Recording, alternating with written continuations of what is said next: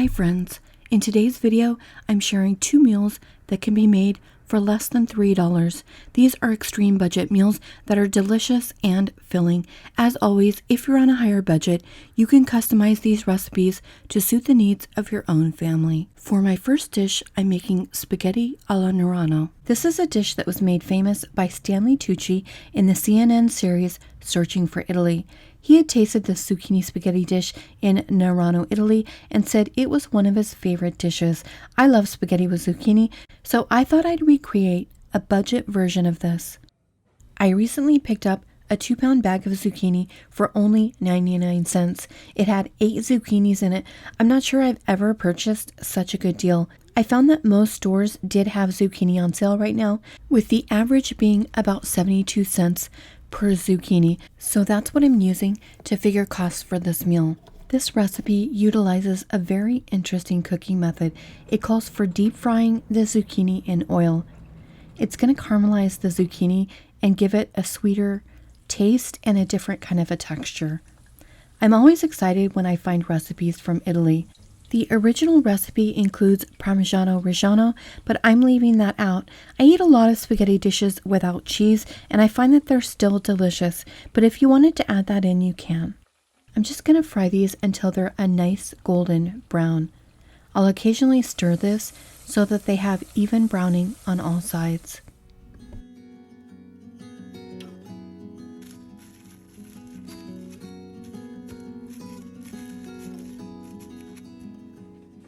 Next up, you want to start your spaghetti boiling in salted water in a separate pan. Then you put the zucchini back in a pan with oil and pasta water until the zucchini starts to break down.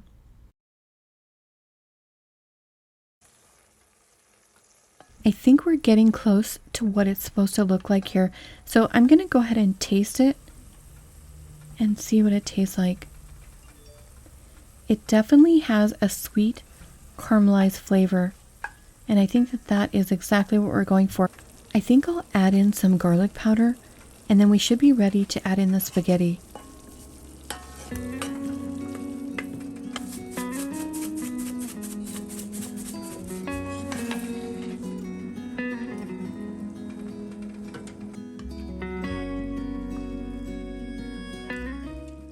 The zucchini has completely broken down and it's created this nice coating for the spaghetti noodles.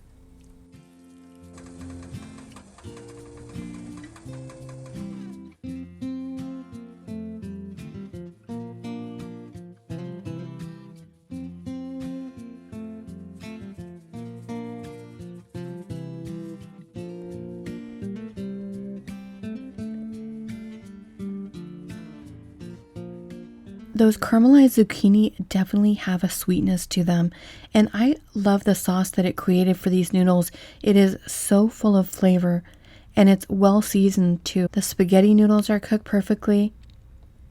For me, it might be a little too rich. I almost think it does need the addition of some tomatoes, or maybe if you're eating some garlic toast with marinara on the side, that would probably be the perfect accompaniment to this. And an inexpensive one. But it is a delicious recipe. I may play with this more in the future. I make another dish where you pan fry the zucchini and then you infuse the oil with garlic salt and red pepper flakes. If you don't like the texture of softened zucchini, or you can only afford one zucchini, that might be a better recipe. However, I do love the way the zucchini in the other recipe breaks down and coats the noodles. It's really a special sauce. If you have some bread on hand, you can use the small containers of tomato sauce to make some marinara to dip your garlic toast in. That would be a great accompaniment to that dish. Next up, I'm making a delicious summer pasta salad. You can use whatever kind of noodle you want here, but I thought it would be fun to try this with the spaghetti noodles since I was able to find it at a really great deal for 93 cents at Walmart.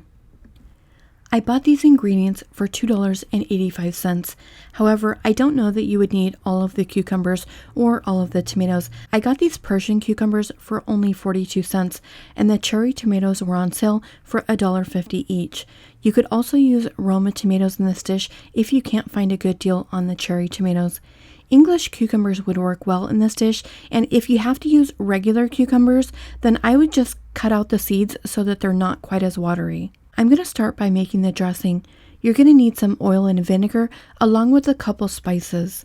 If you don't have any oil or vinegar, you can always buy the Italian dressing at Walmart for $1.54.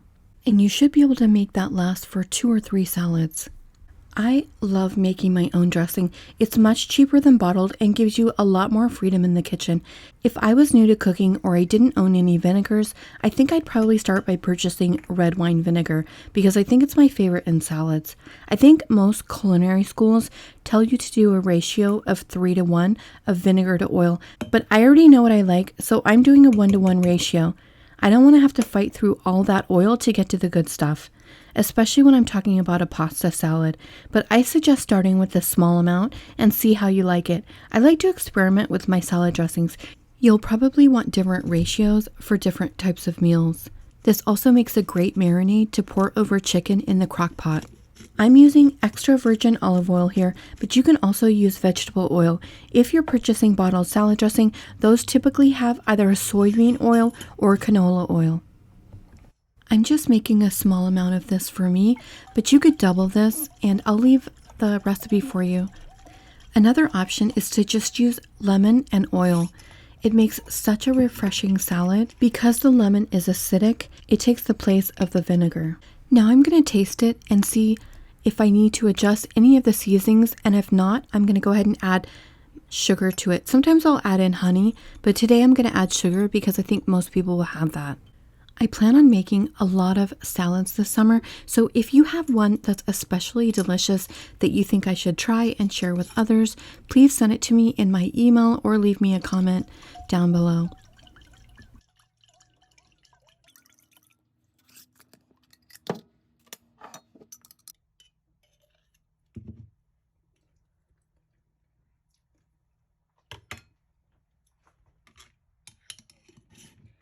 I found a spice from Trader Joe's in my pantry, and I'm looking forward to trying this one because it has roasted garlic in it as well as onion and parsley. I don't always like to use fresh garlic in my salad dressing because I feel like raw garlic can have a little bit too much of a bite to it, so I usually like to use a dried garlic.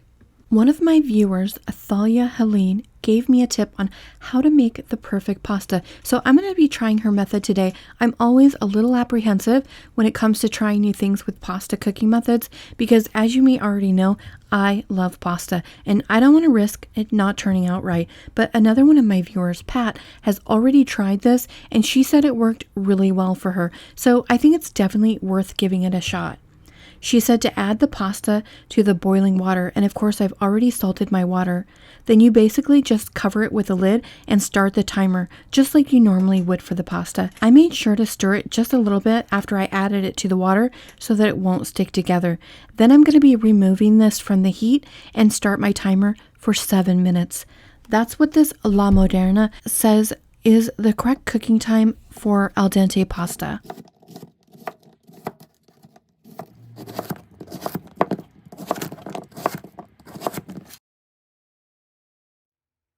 Okay, it's the moment of truth. Let's see how well this turned out.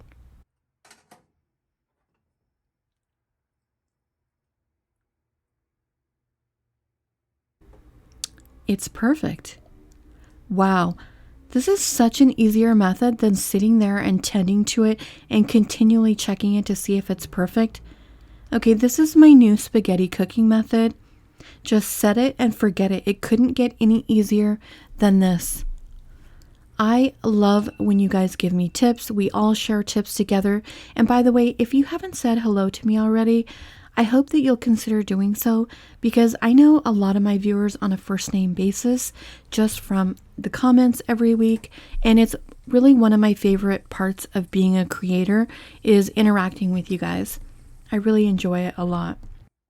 Anyhow, I did rinse my pasta and drain it as well as I possibly could. And then I'm just going to add in a few of these cucumbers. I'm obviously not going to need all of those. I just wanted to chop them all up so you'd see how many cucumbers you can actually get with just 4. And I'll use the rest of these cucumbers in a different salad.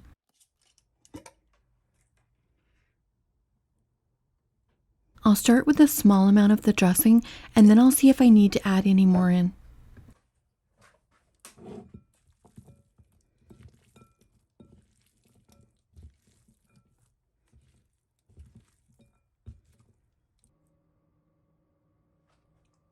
Oh my gosh, this is so much better than expected, and it tastes amazing even right now before it's had a chance to chill and to have those flavors set together. I am so glad I did a 1-to-1 ratio on the vinegar. This is outstanding, and I'll definitely be making this salad again this summer. I let it sit in the refrigerator for a couple of hours before eating it, and it was delicious. I even tried it along with some cubes of extra sharp cheddar, and it was really good like that. This dressing would be good with pretty much any ingredients. I like to let the sales dictate what my fresh produce is going to be, and then I just incorporate it into recipes that I already have.